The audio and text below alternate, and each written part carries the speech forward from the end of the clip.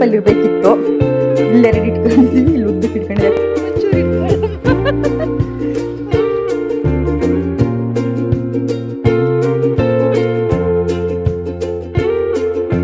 Good morning ಎಲ್ರಿಗೂ, welcome back to my YouTube channel Aishu vlogs.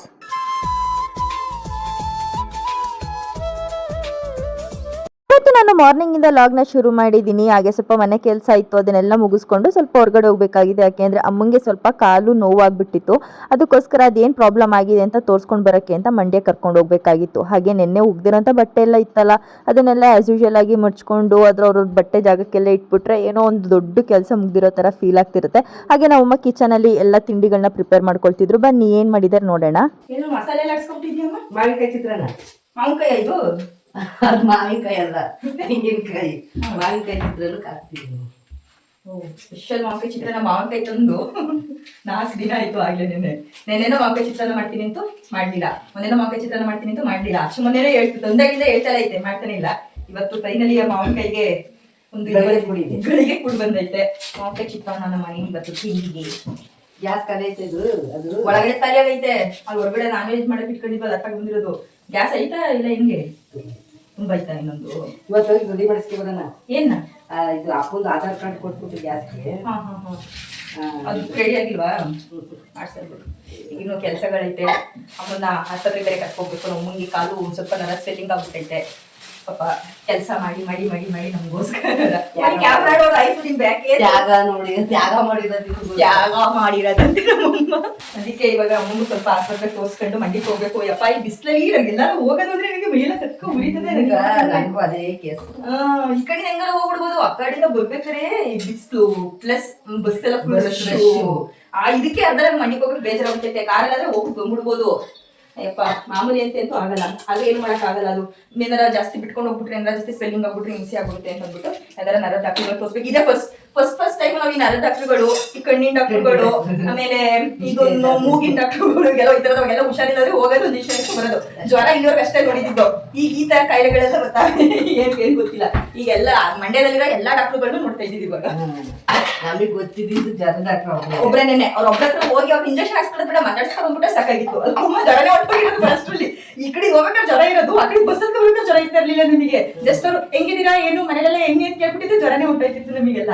ಇವಾಗ ಅವ್ರನ್ನೊಬ್ರು ಬಿಟ್ಟು ಬೇರೆ ಎಲ್ಲಾ ಡಾಕ್ಟರ್ಗಳನ್ನು ನೋಡಂಗಾಗೈತೆ. ಒಂದ್ ಸ್ವಲ್ಪ ದಿನ ಅವ್ರ ಕಾಲು ನಡೆಯಕ್ಕೂ ಹಿಂಸೆ ಅನ್ಸ್ತೈತೆ ಅಂತ ಒಂದು ವಾರದಿಂದನೇ ಹೇಳ್ತಾ ಇದ್ರು. ಅವಾಗ ಏನತ್ರ ಏನೋ ಸ್ವೆಲ್ಲಿಂಗ್ ಈ ತರ ಏನೋ ಆಗಿರ್ಲಿಲ್ಲ, ಬಟ್ ಇವಾಗ ಸ್ವಲ್ಪ ಸ್ವೆಲ್ಲಿಂಗ್ ಆಗೈತೆ. ಅದು ಅದಕ್ಕೆ ಯಾಕೆ ಸುಮ್ಮನೆ ಬೇಕು ಒಂದ್ಸಲ ಹೋಗಿ ತೋರಿಸ್ತಾ ಬಂದ್ಬಿಡೋಣ ಅಂತಂದ್ಬಿಟ್ಟು ಹೊರಡ್ಬೇಕು. ಚಿತ್ರಾನ್ನ ತಿನ್ಕೊಂಡು ಹೊರಡ್ಬೇಕು. ಮನೆ ಕೆಲಸ ಐತೆ, ಮನೆ ಕೆಲಸ ಮಾಡ್ಕೋಬೇಕು. ಅಮ್ಮ ಅಲ್ಲಿ ತಿಂಡಿ ಮಾಡ್ಕೊಳ್ತಾ ಇದ್ರು. ನಾನು ಇಲ್ಲಿ ನಮ್ಮ ಮನೆ ಕೆಲಸ ಏನೇನಿತ್ತು ಅಂದ್ರೆ ಮನೆ ಕ್ಲೀನ್ ಮಾಡ್ಕೊಳ್ಳೋದು, ಪಾತ್ರೆ ತೊಳ್ಕೊಳ್ಳೋದು, ಅದನ್ನೆಲ್ಲ ಮಾಡ್ಕೊಳ್ಳೋಣ ಅಂತ ಅಂದ್ಬಿಟ್ಟು ಎಲ್ಲ ಕ್ಲೀನ್ ಮಾಡ್ಕೊಳ್ತಿದೆ. ಇವಾಗ ನಾವು ಸ್ವಲ್ಪ ಸೋಫಾ ಎಲ್ಲ ಚೇಂಜ್ ಮಾಡ್ಬಿಟ್ಟಿದೀವಿ. ಮೊದಲು ಇದು ಕಂಪ್ಲೀಟ್ ಎಲ್ ಶೇಪ್ ಸೋಫಾ ಇರೋದು, ಬಟ್ ನಮಗೆ ಜಾಗ ತುಂಬಾನೇ ಕಂಜೆಸ್ಟೆಡ್ ಅನ್ಸ್ತಾ ಇತ್ತು. ಅಂದ್ರೆ ಏನೋ ಸ್ವಲ್ಪ ಕಮ್ಮಿ ಇದೆ, ಓಡಾಡಕ್ ಆಗ್ತಾ ಇರ್ಲಿಲ್ಲ, ಯಾರು ನೆಂಟರುಗಳು ಬಂದ್ರೆ ಸಾಕಾಗ್ತಿರ್ಲಿಲ್ಲ ಅನ್ಸೋ ತರ ಫೀಲ್ ಆಗ್ತಾ ಇತ್ತು. ಅದಕ್ಕೆ ಇವಾಗ ಸೋಫಾ ಪೊಸಿಷನ್ನೇ ಚೇಂಜ್ ಮಾಡ್ಬಿಟ್ಟಿದೀವಿ. ಒಂಥರ ಡಿಫ್ರೆಂಟ್ ಅನ್ಸೋ ತರ ಫೀಲ್ ಆಗ್ತಿದೆ. ಮನೆ ಎಲ್ಲ ಫುಲ್ ಚೇಂಜ್ ಮಾಡ್ಬಿಟ್ಟಿದೀವಿ. ಈ ಸೋಫಾ ಎಲ್ ಶೇಪಲ್ಲಿ ಇರಬೇಕಿತ್ತು, ಇಲ್ಲೆರಡು ಇಟ್ಕೊಂಡಿದ್ದೀವಿ, ಇಲ್ಲಿ ಉದ್ದಕ್ಕೆ ಇಟ್ಕೊಂಡಿದ್ದೀವಿ. ಯಾಕಂದರೆ ಇನ್ನು ಸ್ವಲ್ಪ ಸ್ಪೇಸ್ ಸಿಗಲಿ ಅಂತ ಅಂದ್ಬಿಟ್ಟು. ಸ್ಪೇಸೇ ಇರಲಿಲ್ಲ ಓಡಾಡಕ್ಕೆ ನಮಗೆ. ಒಂದು ಸ್ವಲ್ಪ ಜಾಗ ಎಲ್ಲ ಕಂಜೆಸ್ಟೆಡ್ ಅನ್ಸೋ ಥರ ಫೀಲ್ ಆಗ್ತಾಯಿತ್ತು. ಒಬ್ಬರು ಬಂದು ಕೂತ್ಕೊಳ್ಳೋಕ್ಕೂ ಕೆಳಗಡೆ ಆಯ್ತಾ ಇರಲಿಲ್ಲ, ಆ ಥರ ಅನಿಸ್ತಾಯಿತ್ತು. ಅದಕ್ಕೆ ಈ ಕಡೆ 2 ಸೋಫಾ ಹಿಂಗೆ ಹಾಕೊಂಡಿದ್ದೀವಿ, ಅಟ್ಯಾಚ್ ಮಾಡಿಬಿಟ್ಟು. ಈ ಎಲ್ ಶೇಪಲ್ಲಿ ಬರುತ್ತಲ್ಲ, ಇದನ್ನು ಹಿಂಗೆ ಮಾಡ್ಕೊಂಡಿದ್ದೀವಿ. ಡೈನಿಂಗ್ ಟೇಬಲ್ಲು ಹಿಂಗಿತ್ತು ಫಸ್ಟು, ಇವಾಗ ಹಿಂಗೆ ಇಟ್ಕೊಂಡಿದ್ದೀವಿ. ಒಟ್ಟಿನಲ್ಲಿ ನಮ್ಮದು ಅಂತ ಒಂದು ಮನೆ ಆಗೋವರೆಗೂ ನಾವು ಯಾವ ಮನೆಗೆ ಹೋಗ್ತೀವಿ, ಆ ಮನೆಗೆ ಹೆಂಗೆ ಅಡ್ಜಸ್ಟ್ ಆಯ್ತದೆ ಹಂಗೆ ಮಾಡ್ಕೊಂಡು ಹೋಗ್ಬೇಕು. ಏನು ಮಾಡೋಕ್ಕಾಗಲ್ಲ. ಮೊದಲಿಗಿಂತ ಇವಾಗ ಸ್ವಲ್ಪ ಪರವಾಗಿಲ್ಲ ಅಂತ ಅನಿಸ್ತು. ಸ್ವಲ್ಪ ಸ್ಪೇಸ್ ನಮಗೆ ಜಾಗ ಜಾಸ್ತಿ ಸಿಗ್ತಿದೆ ಓಡಾಡೋಕ್ಕೆ, ಇಲ್ಲಾಂದ್ರೆ ಕುತ್ಕೊಳ್ಳೋದು ಮಾತಾಡೋಕ್ಕೆಲ್ಲ ಅಂತ ಅನಿಸ್ತು. ಒಂದು ಸ್ವಂತ ಮನೆ ಅಂತ ಆಗೋವರೆಗೂ ಇಲ್ಲೆಲ್ಲಿ ಹೋಗ್ತೀವಿ ಬಾಡಿಗೆ ಮನೆಗಳಿಗೆ, ಅಲ್ಲೆಲ್ಲ ಹೆಂಗಿರುತ್ತೆ ಹಂಗಂಗೆ ಅಡ್ಜಸ್ಟ್ ಮಾಡ್ಕೋಬೇಕಲ್ವಾ. ಹಂಗೆ ಸ್ವಲ್ಪ ಮಂಡಿಗೆ ಹೋಗ್ಬೇಕಾಗಿತ್ತಲ್ಲ, ಅದಕ್ಕೆ ಅಮ್ಮ ಇವತ್ತು ಬೇಕರಿಗೆ ಹೋಗ್ತಾ ಇರಲಿಲ್ಲ. ತಿಂಡಿ ಮುಗಿಸ್ಕೊಂಡು ಇಬ್ರು ಬೇಗ ಹೋಗಿ ಬೇಗ ಬರೋಣ ಅನ್ಕೊಂಡಿದೀವಿ. ಟೇಸ್ಟ್ ಮಾವಿನಕಾಯಿ ಚಿತ್ರಾನ್ನ ಟೇಸ್ಟ್. ನಮ್ಮಮ್ಮ ಏನು ಅಡಿಗೆ ಮಾಡಿ, ಒಂದು ಸಾಂಬಾರು ಮಾಡಿದ್ರು ಬಾ ಟೇಸ್ಟ್ ಮಾಡು, ಒಂದು ಪಲಾವ್ ಮಾಡಿದ್ರು ಬಾ ಅದೊಂಚೂರು ನೆಕ್ ನೋಡು. ಇದೇ ಆಯ್ತು. ಒಂದು ಹುಳಿ ಕಲ್ಸರು ಅಮ್ಮ ತಿನ್ ನೋಡಲ್ಲ, ನನ್ನೇ ಟೇಸ್ಟ್ ಮಾಡು.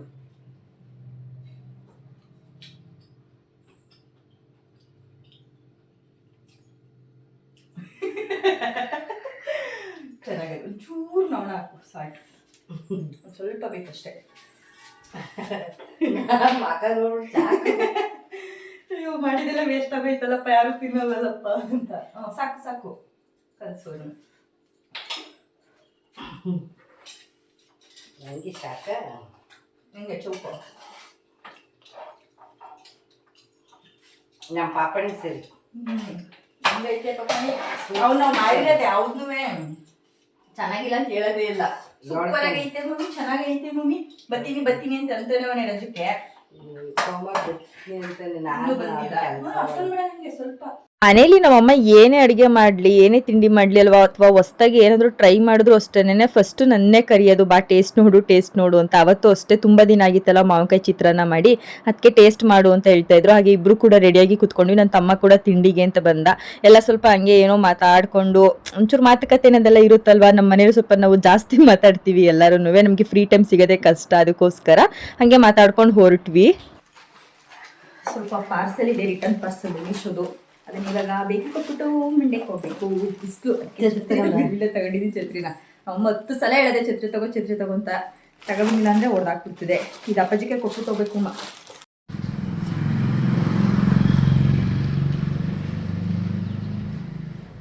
ಎಷ್ಟೋ ತನಕ ತೆಗಿತಿದ್ದೀರಾ ನೋಡ್ತೀವಿ. ಅದಮ್ಕು ಹಂಗೆ ಅಂಕ್ಬಿಡ್ತ ಎಳಿಯಮ್ಮ ಹಿಂದಕ್ಕೆ. ಆಗ್ಲಿಲ್ವ ಈಗ? ಅದ್ರಲ್ಲಿ ನಮ್ನೆಲ್ಲ ಅದು ಹೆಂಗ್ ಸಾಕ್ತಮ್ಮ ಛತ್ರಿ ತೆಗಿಯಕ್ ಬರೋಲ್ವಲ್ಲ. ನಡಿ ನಡಿ, ನಾನು ಎಲ್ಲಿ ಲಗೇಜ್ ಇಟ್ಕೊಂಡಿಲ್ವ ಇಲ್ಲಿ? ಒಂಚೂರು ಇಟ್ಕೊಳ್ಳಮ್ಮ. ಕುಳ್ಳು ಕೇಳ್ತಿದ್ದಿಲ್ಲ, ಅಲ್ಲೋಡು ಕಡೆ ಉತ್ಪತ್ತಾಯ್ತು ಒಂದು. ಬಟ್ಟರೆ ಅಪ್ಪಾಜಿ ಅವನೇ ಹೋಗಿ ಕೇಳ್ಬೇಕು. ನೀನು ತಗೋ, ಇದು ಪಾರ್ಸಲ್ ರಿಟರ್ನ್ ಅವ್ರು ಬರ್ತಾರೆ, ಕೊಟ್ಬಿಡು ಅವರಿಗೆ. ಹಿಡ್ಕೊಳ್ಳಿ ಬಾಯ್, ನಾವು ಹೋಯ್ತಾ ಇದೀವಿ ಊರಿಗೆ. ತಗೊಳ್ಳಿ. ಒಂಚೂರು ಕೆಳಗೆ ಬಗ್ಸೋದ ಫ್ಯಾನ. ಅಲ್ಲೂ ಒಂದು ಫ್ಯಾನು, ಇಲ್ಲೊಂದು ಫ್ಯಾನು, ಎಲ್ಲೋ ಫ್ಯಾನು. ಇವಾಗಂತೂ ಬೇಸಿಗೆ ಆಗಿರೋದಕ್ಕೂ ಅದಕ್ಕೂ ಬೇಕ್ರಿ ಒಳಗಡಂತೂ ನಿಲ್ಲಕ್ಕೆ ಆಗ್ತಿಲ್ಲ. ಒಂದಲ್ಲ ಎರಡಲ್ಲ 3 ಫ್ಯಾನ್ ಹಾಕೊಂಡ್ರು ಅಷ್ಟೇನೆ ಅಷ್ಟು ಸ್ವೆಟ್ ಆಗ್ತಾನೆ ಇರ್ತೀವಿ. ತುಂಬಾ ಶೆಕೆ ಅನಿಸ್ತಾ ಇರುತ್ತೆ. ಈ ಮಂಡಿಗೆ ಹೋಗಿ ಬರೋಷ್ಟರಲ್ಲೂ ಕೂಡ ಅರ್ಧ ಟಯರ್ಡ್ ಆಗ್ಬಿಟ್ಟಿರ್ತೀವಿ. ಇದು ಯಾಕೆ ಈ ಥರ ಇಷ್ಟೊಂದು ಬೇಸಿಗೆ ಬಂತು ಅಂತಾನೆ ಗೊತ್ತಿಲ್ಲ. ಇವಾಗ ನೋಡಿ ನಮ್ಮ ಬಸ್ ಎಷ್ಟು ಫ್ರೀ ಆಗಿದೆ ಅಂತ. ಈ ಕಡೆಯಿಂದ ಹೋಗ್ಬೇಕಾದ್ರಂತೂ ಕಂಪ್ಲೀಟ್ ಫ್ರೀ ಆಗಿರುತ್ತೆ. ಆ ಕಡೆಯಿಂದ ಬರ್ಬೇಕಾದ್ರೆ ಜಾಗನೇ ಇರಲ್ಲ. ಎಷ್ಟು ಬಸ್ ಇದ್ರೂ ಜಾಗ ಸಾಕಾಗಲ್ಲ. ಕಂಪ್ಲೀಟ್ ಎಲ್ಲ ಫಿಲ್ ಆಗ್ಬಿಟ್ಟಿರುತ್ತೆ. ಯಾಕಂದ್ರೆ ಆ ಸ್ಟೂಡೆಂಟ್ಸ್ ಎಲ್ಲ ಜಾಸ್ತಿ ಇರ್ತಾರೆ ಅಲ್ವಾ, ಅವಾಗ ಕರೆಕ್ಟಾಗಿ ಅವ್ರಿಗೆ ಕಾಲೇಜ್ ಬಿಟ್ಟಿರುತ್ತೆ ಟೈಮು. ಅದಕ್ಕೋಸ್ಕರ ಎಷ್ಟು ಬಸ್ ಬಿಟ್ರು ಸಾಕಾಗಲ್ಲ. ಇವಾಗ ನಾವು ಕೂಡ ಮಂಡ್ಯ ರೀಚ್ ಆಗ್ಬಿಟ್ಟು ಅಲ್ಲಿಂದ ಆಟೋದಲ್ಲಿ ಹೋಗ್ತಿದೀವಿ. ಅಡ್ರೆಸ್ಸೇ ಗೊತ್ತಿಲ್ಲ ನಮ್ಮ ಅಮ್ಮಂಗೆ. ಸುಮ್ನೆ ಎಲ್ಲೋ ದೂರದಲ್ಲಿ ಇಳ್ಕೊಬಿಟ್ವಿ, ವೇಸ್ಟ್ ಆಗೋಯ್ತು ಅಂತಾನೆ ಗೊತ್ತಿಲ್ಲ ನಿನಗೆ. ಹಾಸ್ಪಿಟ್ಲಿಗೆ ತೋರ್ಸಕ್ ಬಂದಿದ್ವಿ ಅದು ನನ್ ಕರ್ಕೊಂಡು. ಈಗ ಬಂದ್ವಿ ಇಲ್ಲಿಗೆ. ಇದು ಲಿಂಕ್ ಆಗಿಲ್ಲ ನಂಬರು. ಇವಾಗ ಹಾಸ್ಪಿಟ್ಲಿಗೆ ತೋರ್ಸಾಯ್ತು. ಅದೊಂದು ಸ್ವಲ್ಪ ನರ ಮೂಳೆ ಮೇಲೆ ಕೂತೈತೆ, ಸ್ವೆಲ್ಲಿಂಗ್ ಆಗೈತೆ. ಬಿಸಿನೀರೆಲ್ಲ ಸ್ವಲ್ಪ ಕಾಲಾಡ್ಸಿ ನೋಡಿ, ಚಕ್ಲುಬಕ್ಕೆ ಹಾಕ್ಬೇಡಿ. ಅಂತೂ ನಿಮಗೆ ಕಮ್ಮಿ ಆಗಲಿಲ್ಲ ಈ ಟ್ಯಾಬ್ಲೆಟ್ಸ್ ಎಲ್ಲ ತೊಗೊಂಡ್ರು ಅಂತಂದ್ರೂ ಒಂದು ಸ್ಕ್ಯಾನಿಂಗ್ ಮಾಡಿಸ್ಕೊಂಡು ಬನ್ನಿ. ಆಮೇಲೆ 5 ದಿನಕ್ಕೆಲ್ಲ ಟ್ಯಾಬ್ಲೆಟ್ ಕೊಟ್ಟಿರೋದು 5 ದಿನ ಬಿಟ್ಟು ಅಂತ ಹೇಳವ್ರೆ. ನೋಡಬೇಕು ಏನಾಗುತ್ತೆ ಅಂತ. ಇವಾಗ ಎಲ್ಲರೂ ಊಟಕ್ಕೆ ಹೋಗೋಣ ಅಂತ ಮುಟ್ಟು ಹೋಯ್ತಾ ಇದ್ದೀವಿ. ನಮ್ಮ ಅಮ್ಮಗೆ ನಾನು ನಾನ್ ವೆಜ್ ಹೋಟ್ಲಿಗೆ ಕರ್ಕೋಗಮ್ಮ ಅಂತಿದ್ದೀನಿ. ನಮ್ಮಮ್ಮ ಮಂಡ್ಯದಲ್ಲೆಲ್ಲೂ ನಾನ್ ವೆಜ್ ಹೋಟ್ಲಿಗೆ ಬರಲ್ಲ. ನಾವ್ಯಾಕೆ ಹೆಣ್ಮಕ್ಳುಗಳು ನಾನ್ ವೆಜ್ ಹೋಟ್ಲಿಗೆ ಹೋಗ್ಬಾರ್ದು, ಬರೀ ಬಾಯ್ಸಿದಾಗ ಮಾತ್ರ ಹೋಗ್ಬೇಕಂತ ನಾನು ಹಠ ಮಾಡ್ತಾಯಿದ್ದೀನಿ ಅಮ್ಮಂಗೆ. ನಮಗೂ ಫ್ರೀಡಮ್ ಐತೆ, ನಾವು ಹೋಗೋಣ ಅಂತ. ಅಂದರೆ ನಮ್ಮ ಅಮ್ಮಂಗೆ ಬರೋಕ್ಕೇನಿಲ್ಲ. ಯಾರು ನೋಡಿದವರು ಓ ಮೇಡಮ್ ಅವರು ಇಲ್ಲಿ ಕೂತಿದ್ದೀರಾ ಅಂತ ಅಲ್ಲಿ ಬೇಕ್ರಿ ಹತ್ರ ಕೇಳ್ತಾರೆ ಅಂತಂದ್ಬಿಟ್ಟು ನಮ್ಮ ಅಮ್ಮಗೆ ಒಂದು ಸ್ವಲ್ಪ ಮುಜುಗರ. ಅದಕ್ಕೆ ಇಲ್ಲ, ನಾನು ನಾನ್ ವೆಜ್ ಹೋಟ್ಲಿಗೆ ಹೋಗಬೇಕು ಅಂತಂದ್ಬಿಟ್ಟು ಇವಾಗ ಕರ್ಕೊ ಹೋಗ್ತಾ ಇದ್ದೀನಿ. ಬಿಲ್ಲೆಲ್ಲ ನಮ್ಮ ಅಮ್ಮಂದೆ. ಇವಾಗ ಅದಕ್ಕೆ ಇಲ್ಲೇ ಒಂದು ಹೋಟೆಲ್ ಇದೆ. ಎಲ್ಲ ಹೋಟ್ಲುಗಳು ಆಲ್ಮೋಸ್ಟ್ ಎಲ್ಲ ಬಾಗ್ಲಾಕ್ಬಿಟ್ಟೈತಲ್ವಾ, ಇಲ್ಲ ಒಂದು ನಿಯರ್ ಬೈ ಒಂದು ಹೋಟೆಲ್ ಇದೆ ನಾನ್ ವೆಜ್ದು. ನೋಡೋಣ ಅಲ್ಲಿ ಹೋಗೋಣ ಅಂತ ಎಡ್ಕೊ ಹೋಯ್ತಿದ್ದೀವಿ. ನೋಡಬೇಕು ನಾನ್ ವೆಜ್ಗೆ ಹೋಗೋದೇ ವೆಜ್ಗೆ ಹೋಗೋದ ಅಂತ. ಹಾಂ ವೆಜ್ಜಿಗೆ ನಾನು ಬರಲ್ಲ, ನಾನ್ ವೆಜ್ಗೆ ಪರ್ಸನೂ. ನೋಡೋಣ ಎಲ್ಲಿಗೋಯ್ತೀವಿ. ಅಮ್ಮನ್ನ ಆಟ ಮಾಡ್ಕೊಂಡು ಕರ್ಕೊಂಡು ಬಂದಿದ್ದೀನಿ ಹೋಟ್ಲಿಗೆ. ನಮ್ಮ ಅಮ್ಮಂಗೆ ಯಾರು ನೋಡ್ಬಿಡ್ತಾರೆ ಅನ್ನೋದೇ ಭಯ ಅಲ್ವಾ ಅಮ್ಮ ನಿನಗೆ? ಈಗ ನೋಡ್ತಾರಲ್ಲ ಯಾರು ನೋಡಿದ್ರೆ ನಮ್ಗೇನಾಗಬೇಕು, ನಾವು ಊಟ ಮಾಡಬೇಕು, ನಾವು ತಿನ್ಬೇಕು, ನಮ್ಮ ದುಡ್ಡು ನಮ್ಮ ಇಷ್ಟ. ಮನೇಲಿ ತಿನ್ನೋದು ಎಲ್ಲರೂ ತಿಂತಾರೆ. ಮನೇಲಿ ಯಾರು ತಿನ್ನಲ್ಲ ಹೇಳು? ಹೊರಗಡೆ ಬಂದಾಗ ತಿನ್ನಬೇಕು.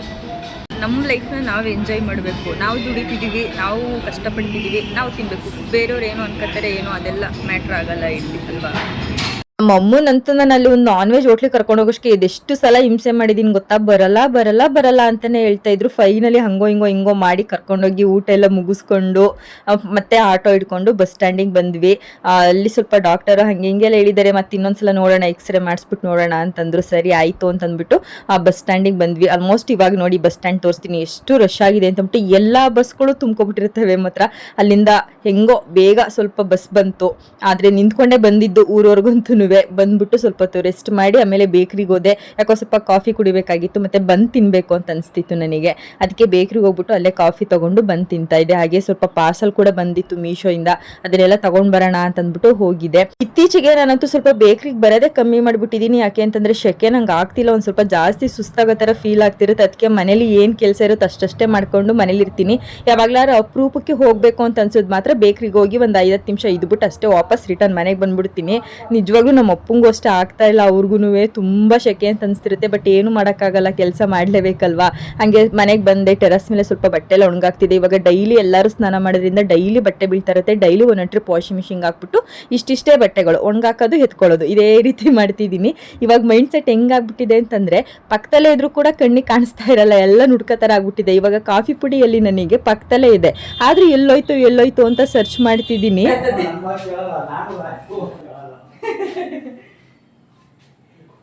ಕಾಫಿ ಪುಡಿ ಎಲ್ಲಮ್ಮ ಎಲ್ಲಿಟ್ಟಿದ್ಯಾ?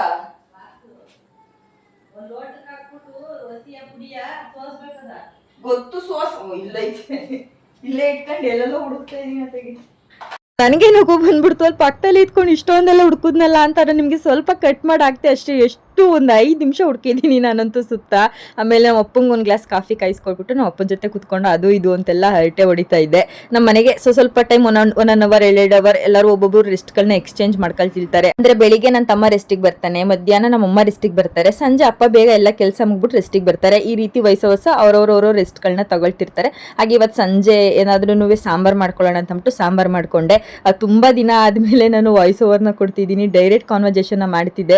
ಆ ತರ ನನಗೆ ವಿಡಿಯೋ ಮಾಡೋಕ್ಕೆ ಸ್ವಲ್ಪ ಕಷ್ಟ ಅಂತ ಅನಿಸ್ತಾ ಇತ್ತು. ಅದಕ್ಕೆ ಇನ್ಮೇಲೆ ನೋಡೋಣ 2 ರೀತಿಯಲ್ಲಿ ವಿಡಿಯೋ ಮಾಡ್ಕೊಳ್ಳೋಣ, ಏನಾಗಲ್ಲ ಅಂತ ಅನ್ಕೊಳ್ತಿದ್ದೀನಿ. ಹಾಗೆ ನೈಟ್ ಕಿಚನ್ ಎಲ್ಲ ಇಷ್ಟು ಚೆನ್ನಾಗಿ ಕ್ಲೀನ್ ಆಗಿತ್ತು ಅಂತಂದ್ರೆ ಬೆಳಿಗ್ಗೆ ಅಡುಗೆ ಮನೆಗೆ ಹೋಗೋಕ್ಕೂ ಒಂಥರ ಖುಷಿ ಆಗ್ತಿರುತ್ತೆ. ನನಗೆ ಈ ತರ ಕಿಚನ್ ಇದ್ಬಿಟ್ರು ಅಂತ ಏನೋ ಒಂಥರ ಖುಷಿ. ಮಾರ್ನಿಂಗ್ ಟೈಮ್ ಅಡುಗೆ ಮನೆಗೆ ಬರೋಕ್ಕೆ. ಅದಕ್ಕೆ ನಾನು ಅಡುಗೆ ಆದ ತಕ್ಷಣ ನಾನು ಈ ರೀತಿಯಾಗಿ ಕಿಚನ್ ಎಲ್ಲ ರೆಡಿ ಮಾಡಿ ಇಟ್ಕೊಬಿಡ್ತೀನಿ.